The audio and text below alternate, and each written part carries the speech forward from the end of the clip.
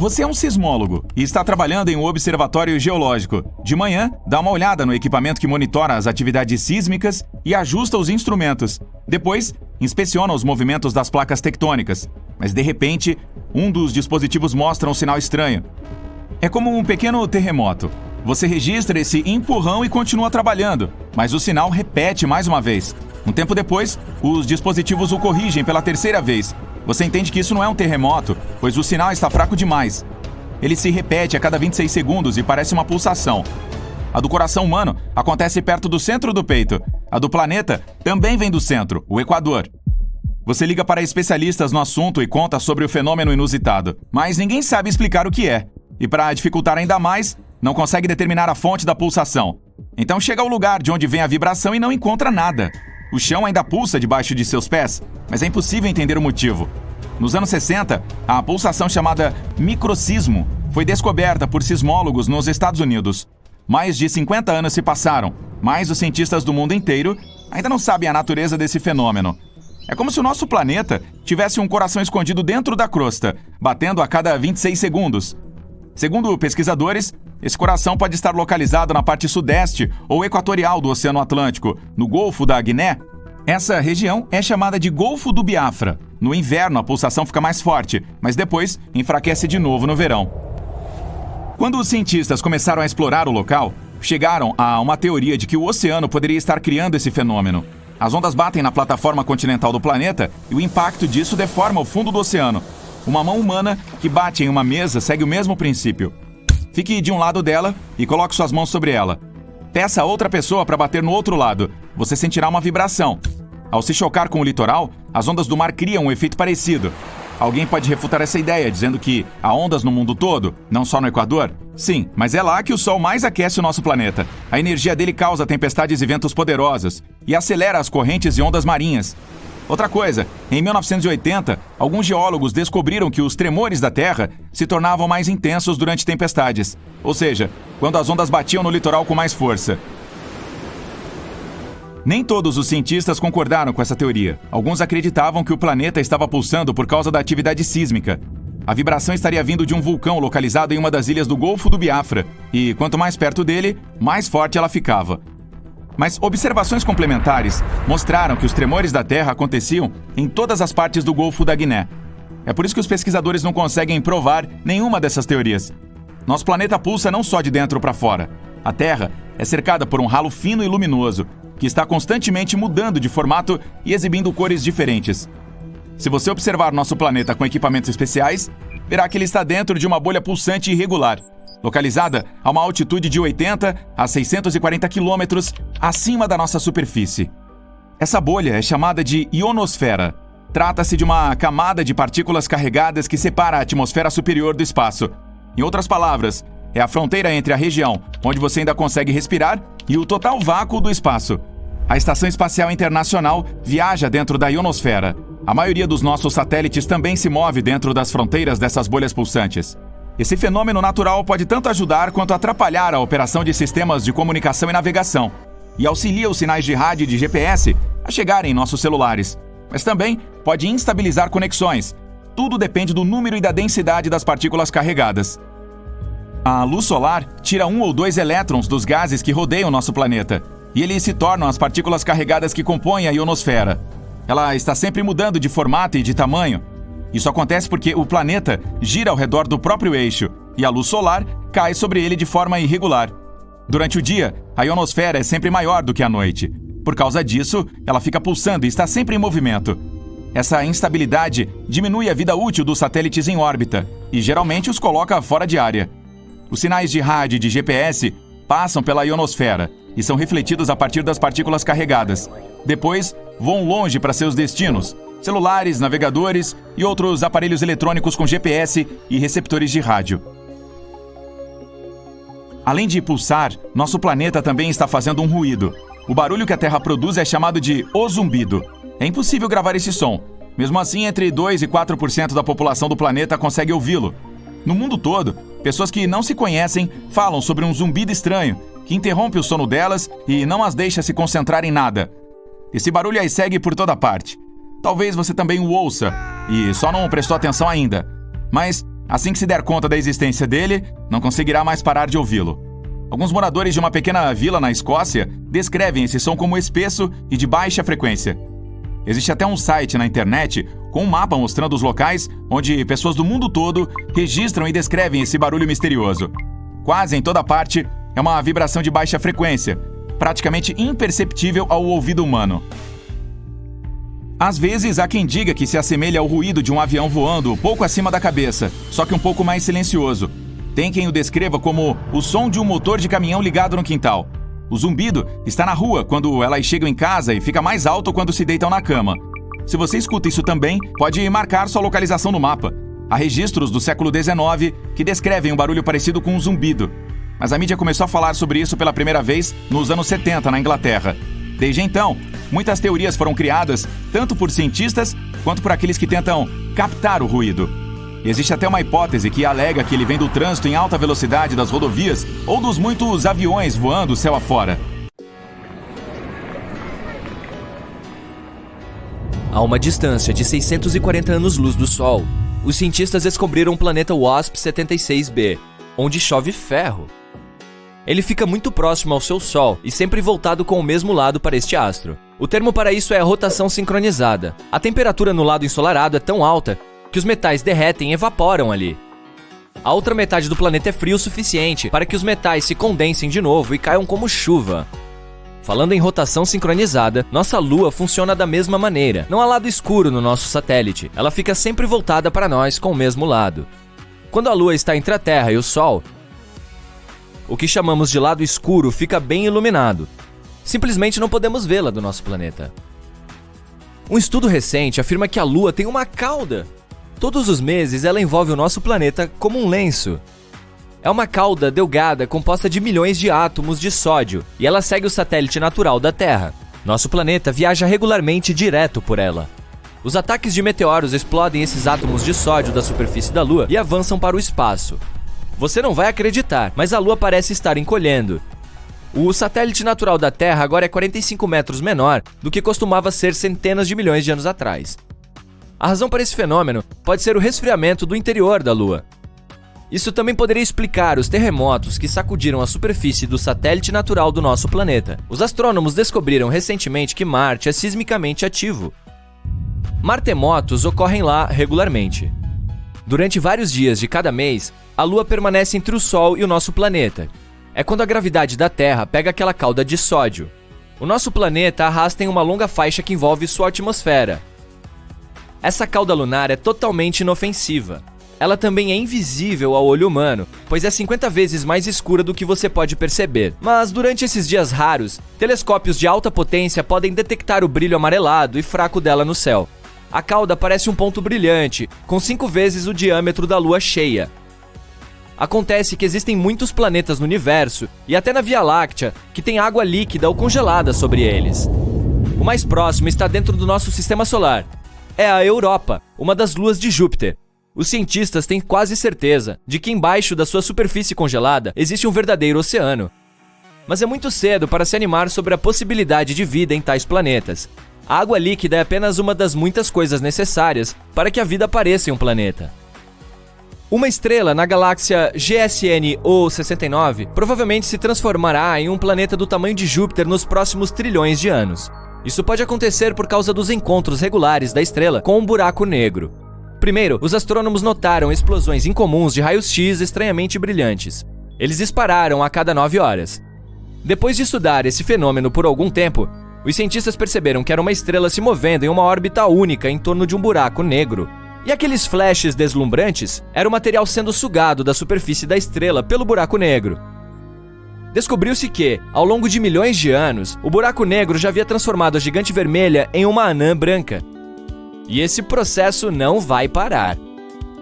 Os astrônomos acharam alguns vestígios de fosfina na atmosfera de Vênus. No nosso planeta, esse gás incolor e inflamável é frequentemente encontrado onde vivem micróbios. Não é à toa que uma nova teoria sugere que pode haver vida em Vênus. Mas mesmo que houvesse alguma vida na estrela da noite, ela só poderia ter aparecido na própria atmosfera dela. Provavelmente nenhum organismo vivo conseguiria sobreviver ao ambiente extremo do planeta. A superfície de Vênus é super seca. Não há água líquida lá.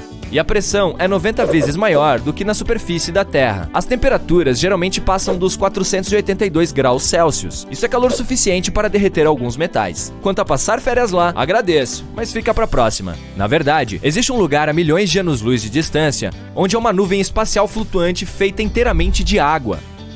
Ela é tão grande que poderia encher todos os nossos oceanos 140 trilhões de vezes. Um pouco mais do que precisamos. A água na Terra é na verdade um quebra-cabeça envolto em mistério e coberto de enigmas. A teoria mais popular é a de que ela foi trazida ao nosso planeta por cometas e asteroides gelados, que deixaram para trás não apenas enormes crateras, mas também a substância líquida, graças à qual agora podemos nos desenvolver.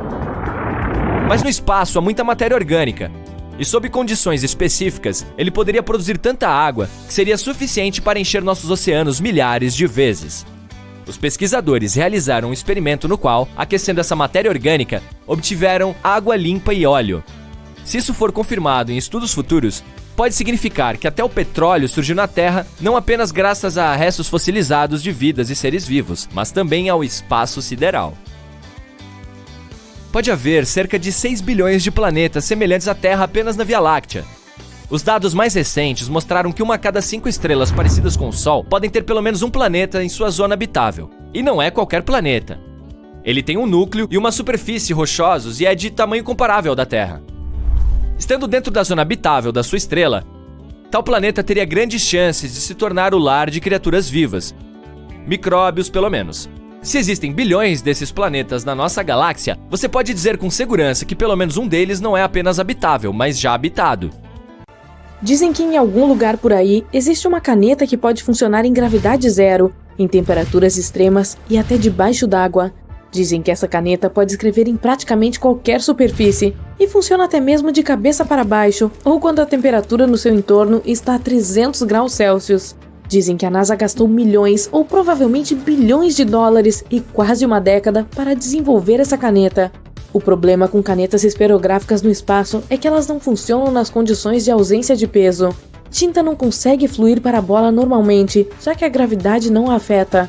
Em vez disso, se cria pressão no reservatório de tinta e as canetas começam a vazar.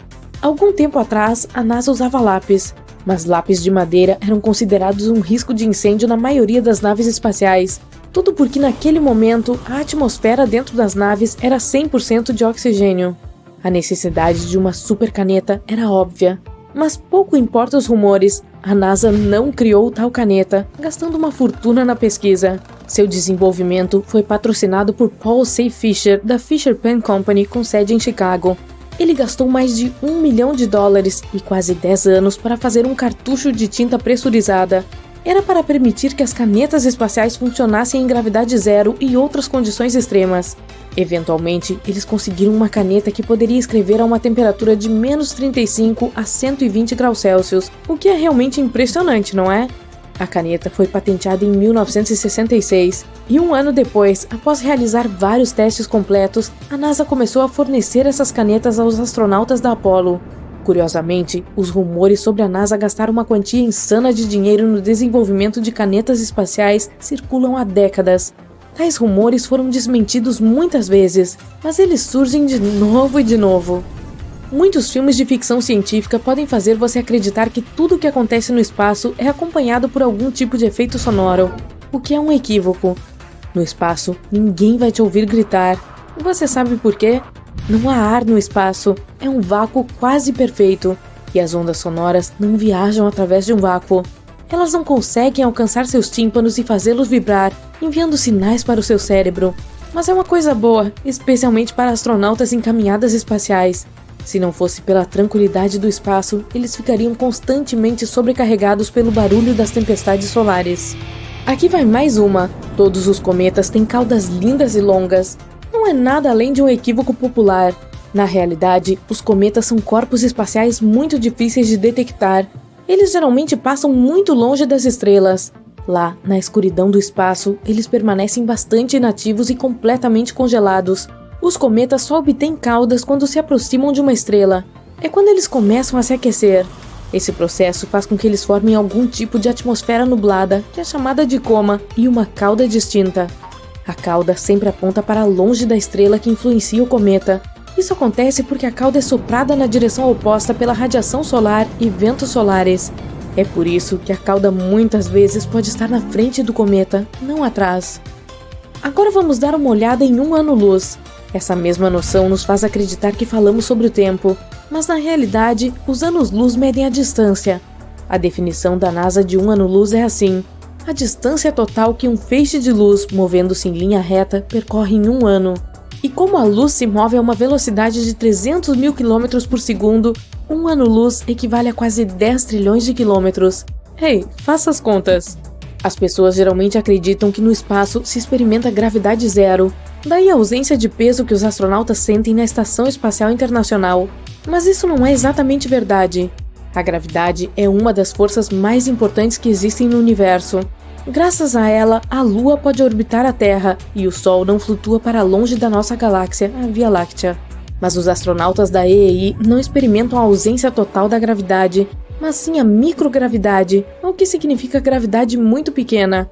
A gravidade na estação espacial é apenas 10% mais fraca do que a da superfície da Terra, mas os astronautas estão constantemente em queda livre.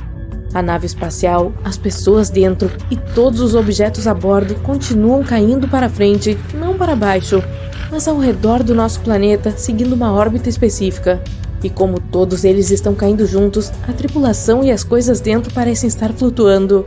É por isso que os astronautas podem mover coisas tão pesadas quanto centenas de quilos com a ponta dos dedos. E mesmo que a microgravidade seja frequentemente chamada de gravidade zero, elas são coisas muito diferentes.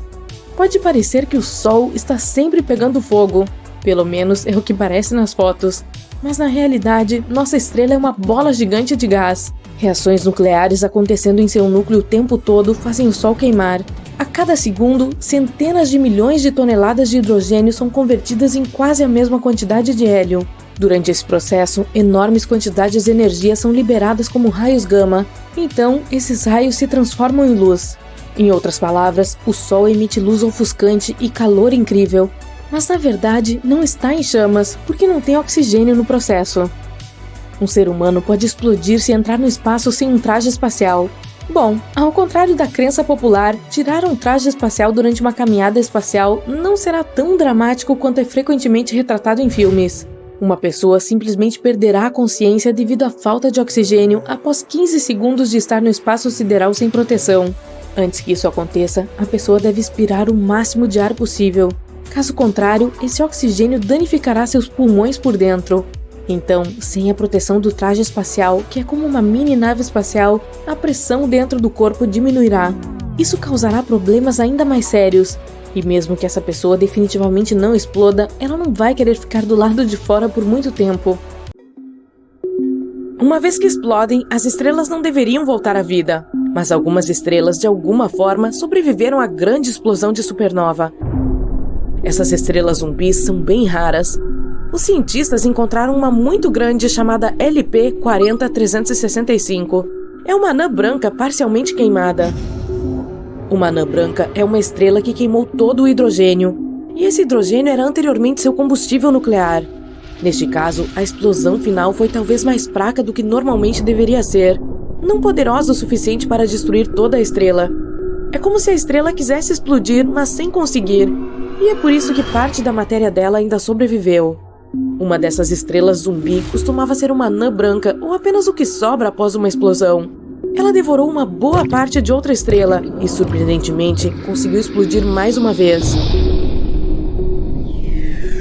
Se você conseguir ir à Lua um dia e notar pegadas no solo, isso não significa que haja outra pessoa lá com você. Pegadas ou marcas semelhantes podem durar 1 milhão de anos lá, porque a Lua não tem atmosfera. Não há ventos, nem mesmo uma brisa que possa apagar lentamente essas pegadas. No espaço sideral, você seria forte o suficiente para soldar 2 pedaços de metal com suas próprias mãos. Ok, não tem nada a ver com força. Você poderia simplesmente pressioná-los juntos sem esforço, e é isso. O oxigênio na nossa atmosfera faz uma fina camada na superfície do metal. É como uma barreira, e é por isso que este truque é impossível na Terra, mas perfeitamente lógico no espaço sideral. Se você for para o espaço, não tire seu traje espacial, a menos que esteja em uma nave. O ar nos pulmões se expandiria, assim como o oxigênio no resto do corpo. Você seria como um balão com o dobro do seu tamanho normal. A parte boa, a pele é elástica o suficiente para que tudo se mantenha unido, o que significa que você não explodiria. Pelo menos isso. Se você assistir a um filme muito emocionante no espaço e começar a chorar, suas lágrimas não correrão. Elas se reunirão ao redor dos globos oculares. Seus olhos ficarão muito secos, então você sentirá que eles estão queimando. Qualquer líquido exposto em seu corpo vaporizará, incluindo os da superfície da sua língua. Falando em queimar, essa é uma coisa que o fogo não consegue fazer no espaço. O fogo pode se espalhar quando há um fluxo de oxigênio, e como não há nenhum no espaço, se surgir um incêndio em um foguete, você pode simplesmente desligar o sistema de ventilação e pronto. Pode ficar mais complicado se houver uma faísca intensa de fumaça e derretimento de material em condições de gravidade reduzida. Extintores comuns de espuma que usamos na Terra são inúteis aqui, porque liberam espuma aleatoriamente. Os pesquisadores estão desenvolvendo um extintor de incêndio capaz de apagar incêndios usando ondas sonoras. Quanto maior a intensidade do som, maior a chama que ele pode apagar. Mas os astronautas podem acabar surdos se a frequência for muito alta. Um buraco negro não é como um monstro faminto que se movimenta por aí e tem gravidade tão forte que nada possa realmente escapar dele. Quando algo se aproxima do ponto de não retorno, que também chamamos de horizonte de eventos, essa coisa desaparece. Não tem como voltar, mas a física quântica afirma que nada pode destruir realmente dados, então é um verdadeiro paradoxo. Stephen Hawking foi quem surgiu com a ideia de que os buracos negros, na verdade, não têm horizontes de eventos. Talvez eles tenham horizontes aparentes? Esses horizontes prendem coisas apenas temporariamente. Depois disso, a energia presa escapará de alguma maneira, mas de uma forma diferente. Quando algo entra em um buraco negro, ele muda de forma e se estica como espaguete. Isso acontece porque a força gravitacional está tentando esticar um objeto em uma direção, mas ao mesmo tempo espremê-lo em outra, como um paradoxo de macarrão. Falando nisso, um buraco negro que é tão grande quanto um único átomo tem a massa de uma montanha realmente grande. Há um no centro da Via Láctea chamado Sagitário A. Tem uma massa igual a bilhões de sóis, mas felizmente está longe de nós. Há mais de 23 mil peças do chamado lixo espacial, maiores do que uma bola de beisebol flutuando acima do nosso planeta, a velocidades de até 28 mil quilômetros por hora. E há 500 mil peças em geral, algumas delas do tamanho de uma bola de gude. Resíduos espaciais geralmente são detritos compostos de partículas naturais chamadas meteoroides e partículas artificiais, como coisas que fazemos na Terra. Os meteoroides orbitam o Sol, enquanto a maioria dos detritos feitos pelo homem orbita nosso planeta. Por exemplo, lançamos quase 9 mil naves em todo o mundo, de satélites a foguetes. Mesmo as menores peças podem danificar uma nave espacial em velocidades tão altas. Galáxias, planetas, cometas, asteroides, estrelas, corpos espaciais são coisas que podemos realmente ver no espaço, mas eles compõem menos de 5% do universo total. A matéria escura, um dos maiores mistérios do espaço, é o nome que usamos para toda a massa do universo que ainda é invisível para nós. E há muito dela, pode até representar 25% do universo. A energia escura forma o resto dos 70% do universo. Os cientistas não sabem muito sobre ela, mas acreditam que a energia escura pode estar por trás da crescente expansão de todo o universo, enquanto a matéria escura a retarda. A matéria escura não interage conosco de nenhuma maneira que saibamos e nem interage consigo mesma. Se isso acontecesse, poderíamos encontrar galáxias de matéria escura, planetas de matéria escura ou outros objetos desse tipo.